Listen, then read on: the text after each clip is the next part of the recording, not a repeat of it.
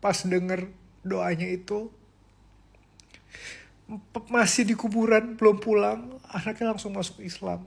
Aku baru aja nangis gara-gara dengar cerita di TikTok. Jadi ternyata kalau misalkan di luar negeri tuh pemakaman Muslim tuh nggak bisa selalu ada kayak kita sekarang gini loh. Jadi perizinannya tuh susah untuk mendirikan pemakaman khusus Muslim yang dikuburnya sesuai dengan syariah gitu. Nah di suatu kota ini tuh lagi diperjuangkan banget sama ulama-ulamanya biar bisa lah ada, karena udah ada lahannya, tapi gimana caranya biar bisa dijadiin pemakaman sesuai dengan syariah gitu. Ini lagi berjuang ke pemerintahannya dan lain-lain gitu, sampai suatu ketika ada yang nelfon ke masjid gitu kan, terus dia cerita, saya pengen memakamkan ibu saya di sana. Terus Pak Ustadznya tuh langsung kayak ngerasa ini kayak bukan orang Islam deh, nggak pakai ini gitu, beda lah gitu kan. Terus ditanya gitu kan, kamu Muslim gitu? Bukan, saya bukan Muslim tapi ibu saya Muslim gitu. Oh yaudah kamu datang aja ke masjid gitu kan. Akhirnya si anaknya ini datang ke masjid, terus anaknya cerita. Jadi ibunya ini tinggalnya di Cina, lagi dibawa ke Amerika. Karena ibunya ini udah pisah sama bapaknya, bapaknya sama anak-anaknya di Amerika, ibunya sendiri di Cina karena beda agama gitu kan. Nah ini tapi hubungannya baik-baik, jadi sama anaknya juga lagi kayak yuk bu ke sini yuk gitu kan. Akhirnya ibunya kesini, pas nyampe di bandara, ibunya tuh tiba-tiba nyari buku kuning kayak Yellow Pages gitu. Terus nyobek satu halaman kertas, terus dikasih ke anaknya, terus bilang, nah ini nomor telepon saudara-saudara ibu kalau ibu ada apa-apa. Isinya tuh kayak masjid dan lain-lain gitu kan. Terus anaknya tuh mikir kayak apa sih gitu kan. Oh mungkin capek aja kali abis penerbangan jauh kan. Terus ya udah, malam pertama, malam kedua tiba-tiba pas lagi tidur ibunya meninggal. Innalillahi wa inna ilaihi rojiun.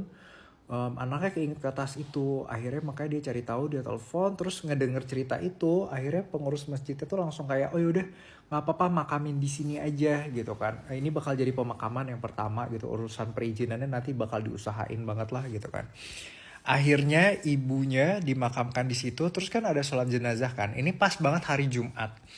Hari Jumat pas habis Jumatan, terus pengurus masjidnya cerita ke semua jemaahnya ini bakal ada pemakaman yang pertama. Ibunya ini dari Cina, keluarganya semuanya di sana yang Muslim, terus yang di sini non Muslim anaknya gitu kan.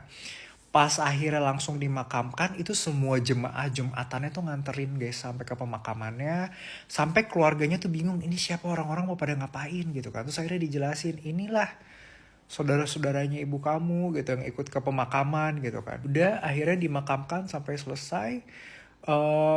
Terus anaknya tuh ngeluarin satu kertas lagi, terus anaknya bilang, Pak Ustadz boleh baca doa ini gak? Jadi dulu ibu saya pernah cerita, ini tuh doa favoritnya ibu saya, tapi pakai bahasa Arab. Terus kan udah lama kertasnya juga kayak udah kusam gitu loh guys. Akhirnya Pak Ustadznya buka, terus Pak Ustadznya nangis. Pak Ustadznya nangis, terus dibacain doanya. Aduh gak tahan. Dibacain doanya, terus anaknya nanya kenapa nangis, emang isi doanya tuh apa sih gitu kan. Isi doanya tuh as simple as, ya Allah bimbinglah anak-anakku dan keluargaku dan suamiku. Udah ibunya tuh cuman yang selalu diulang-ulang itu adalah ya Allah bimbinglah anakku, karena anaknya non muslim kan. Anaknya tuh pas denger doanya itu, masih di kuburan belum pulang, anaknya langsung masuk Islam. Alhamdulillah. Terus kan ada mantan suaminya datang. Mantan suaminya terus langsung bilang, saya mau dikubur di sebelah istri saya nanti kalau saya meninggal gitu. Harganya berapa dimakamkan di sini?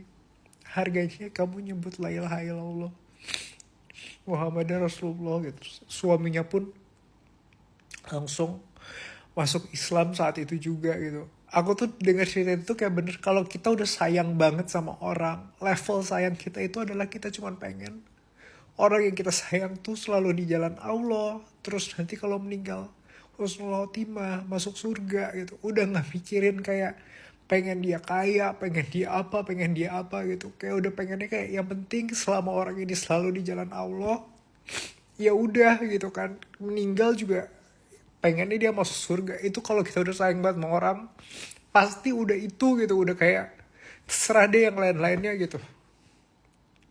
Ya tuh kayak baca itu tuh kayak sedih banget. Bukan baca, tadi aku liat videonya di TikTok.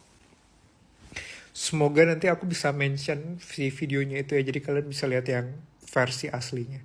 Jadi nangis kan pagi-pagi.